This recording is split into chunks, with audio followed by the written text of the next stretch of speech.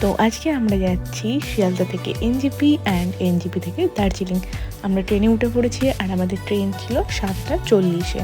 আশা করছি অনেকে বুঝতে পারছো কোন ট্রেনে আমরা যাচ্ছি, যদিও বা সেটা আমি পরে গিয়ে বলছি। আর বলতে বলতে অনেকটাই চলে এসেছি, বোলপুরের কাছাকাছি চলে এসেছিলাম, আর এটা বোলপুর স্টেশন। তারপর আমরা একটু ডিনার করে শুয়ে পড়েছিলাম, যেহেতু অনেকটা রাত হয়ে গিয়েছিল। আর দেখো, বলতে বলতে আমরা এনজেপির আগে স্টেশনে পৌঁছে গেছি আর একটু কফিও খেয়ে নিয়েছিলাম।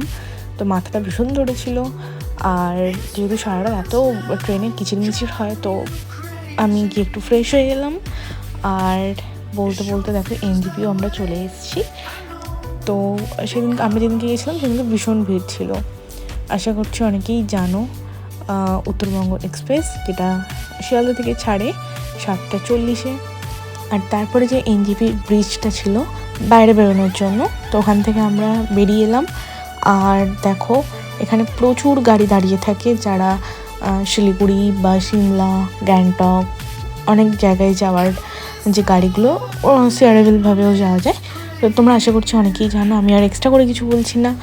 আর তারপরে আমরা যেহেতু এজেন্সির সাথে গেছিলাম, সো আমাদের জন্য গাড়িতে ওয়েটই করছিল, তো আমরা উঠে পড়েছি।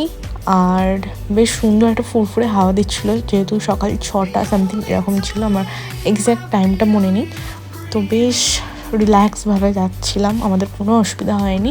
আর যেতে যেতে দেখো দুপাশে ভর্তি জলপাইগুড়ির যে চা বাগান ভর্তি ছিল দুপাশে, তো আমরা বেশ এনজয় করছিলাম। আর আমি তো অনেক ছোটোবেলায় পাহাড় দেখেছিলাম, তারপরে আবার এই পাহাড় দেখতে যাওয়া, তো আমরা তো ভীষণ এক্সাইটেড ছিলাম, বিশেষ করে আমি।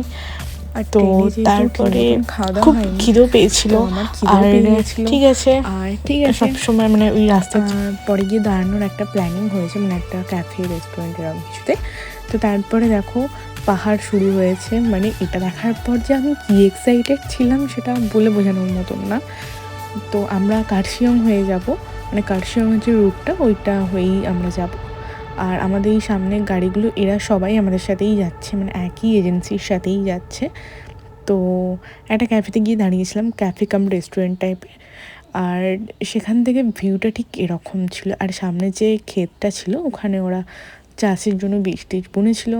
আর এই যে কার্শিয়ংয়ের রাস্তা, আর এটা দেখতে দেখতে আমরা সোজা দার্জিলিং।